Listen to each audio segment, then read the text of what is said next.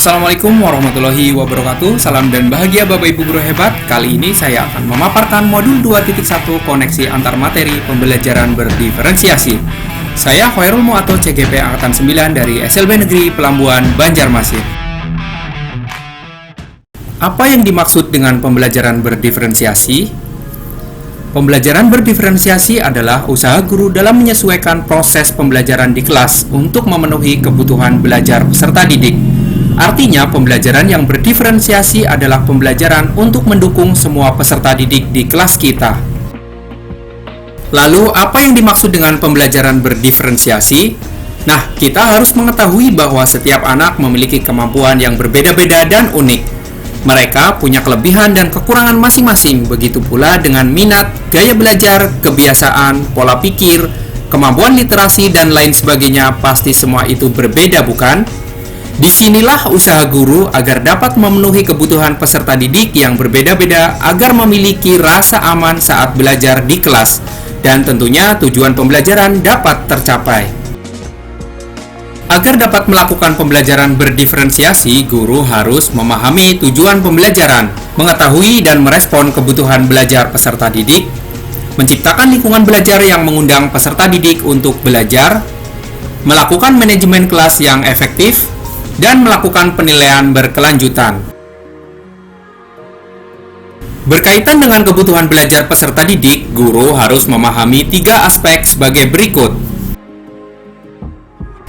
Yang pertama, kesiapan belajar peserta didik.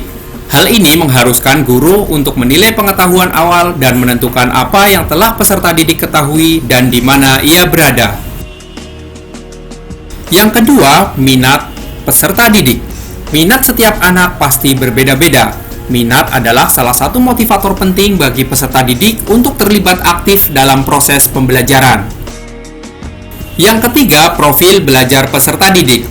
Profil belajar peserta didik berkaitan dengan lingkungan, budaya, gaya belajar, dan kecerdasan majemuk.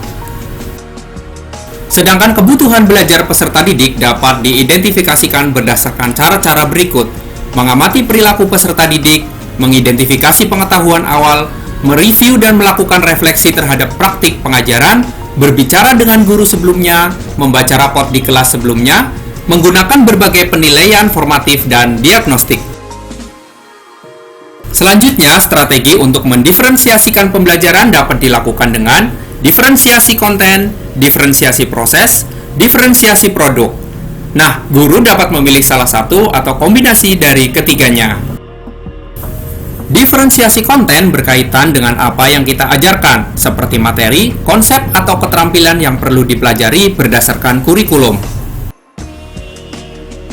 Yang kedua yaitu diferensiasi proses, kegiatan yang memungkinkan peserta didik berlatih dan memahami atau berlatih dan memahami atau memaknai konten, dengan cara membedakan proses yang harus dijalani oleh peserta didik.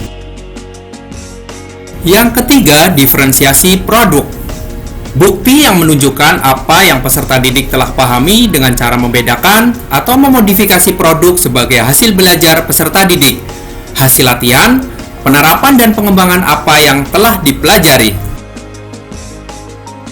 Selanjutnya, adakah keterkaitan antara modul pembelajaran berdiferensiasi dengan modul-modul lainnya? Ya, tentu saja ada. Untuk dapat melakukan pembelajaran berdiferensiasi, maka guru harus berusaha memenuhi kebutuhan belajar anak sesuai dengan kodrat alam dan kodrat zaman berdasarkan filosofi Ki Hajar Dewantara.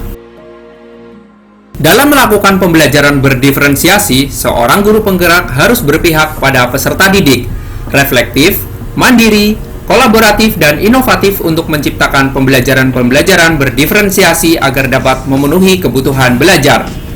Dengan demikian, guru penggerak dapat mewujudkan kepemimpinan peserta didik merdeka belajar. Hal ini sesuai dengan nilai dan peran guru penggerak. Pembelajaran berdiferensiasi dapat menjadi salah satu strategi untuk mewujudkan visi guru penggerak yang berpihak kepada peserta didik. Dalam pelaksanaan pembelajaran berdiferensiasi antara guru dan peserta didik harus ada kesepakatan terlebih dahulu agar proses pembelajaran berjalan dengan baik dengan nilai-nilai budaya positif.